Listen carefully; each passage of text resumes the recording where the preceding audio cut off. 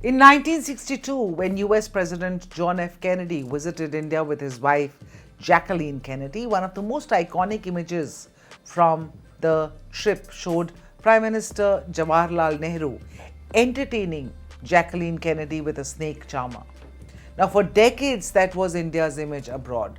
Snake charmers, elephants, maharajas, mysticism. Fast forward to 2026.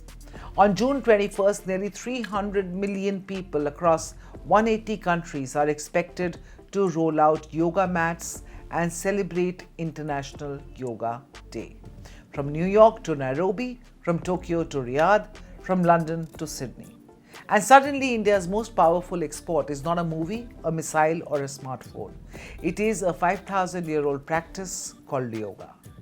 So how did yoga become one of India's most successful soft power tools? And why is it now helping shape India's rise on the global stage?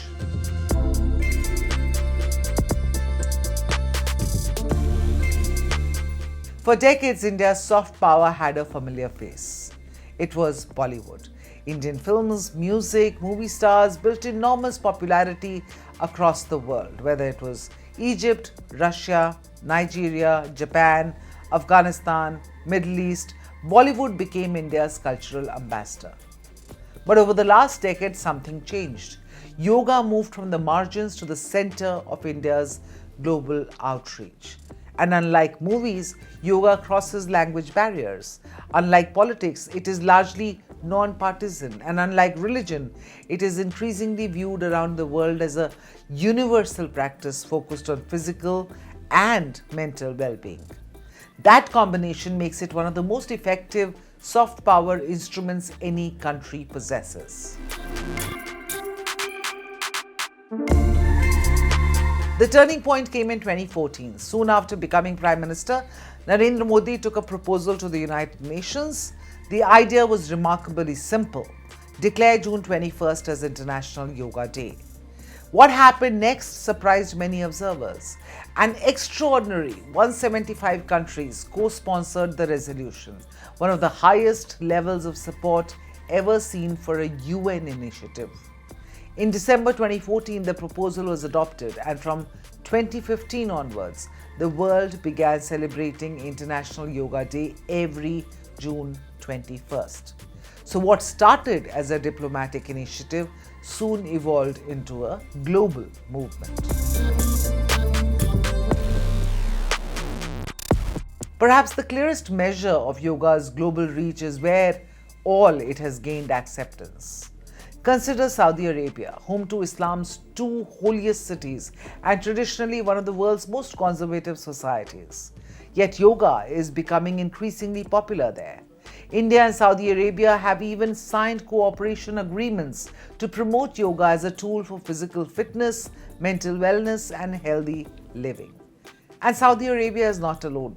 Across Europe, North America, Africa, Southeast Asia, Latin America, governments, educational institutions, and healthcare systems are increasingly incorporating yoga into wellness programs. What makes this remarkable is that yoga is no longer seen merely as an Indian cultural practice. It is increasingly viewed as a global public good with Indian origins. Soft power is not just about influence, it is also about economics. And yoga has become a massive industry. The worldwide yoga market is estimated to be about $140 billion and is projected to cross $200 billion by the end of this decade. Yoga studios, teacher trainings, wellness retreats, fitness products, digital health platforms, entire industries have emerged around a practice that originated in ancient India. In the United States, in fact, several entrepreneurs and self-styled gurus have attempted to even patent yoga-related techniques and methods. India has, of course, repeatedly pushed back against such efforts, arguing that yoga is part of humanity's shared heritage, but undeniably rooted in Indian civilization. Countries project influence in different ways. The United States projects Hollywood. South Korea projects K-pop. Japan projects anime and technology. India increasingly projects yoga. As India grows economically and strategically, yoga helps reinforce a larger narrative that India is not merely a modern nation state. It is also an ancient civilization with ideas that continue to resonate globally. And at a time when the world is dealing with stress, polarization, conflict, mental health challenges, yoga offers something many societies are actively seeking: balance, mindfulness, well-being, and that gives India a unique advantage. This is Times Access, where global stories meet India's perspective. Click on the bell icon to subscribe, because the next big global shift will have India at its center.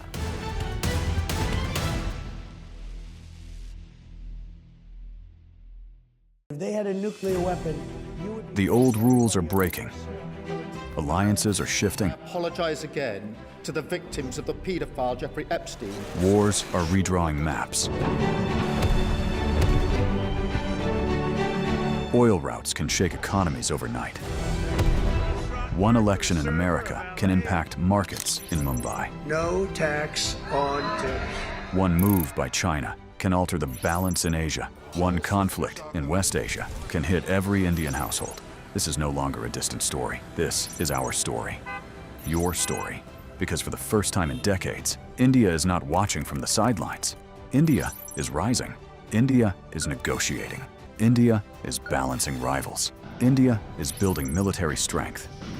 India is shaping trade routes. India is becoming central to the new global order.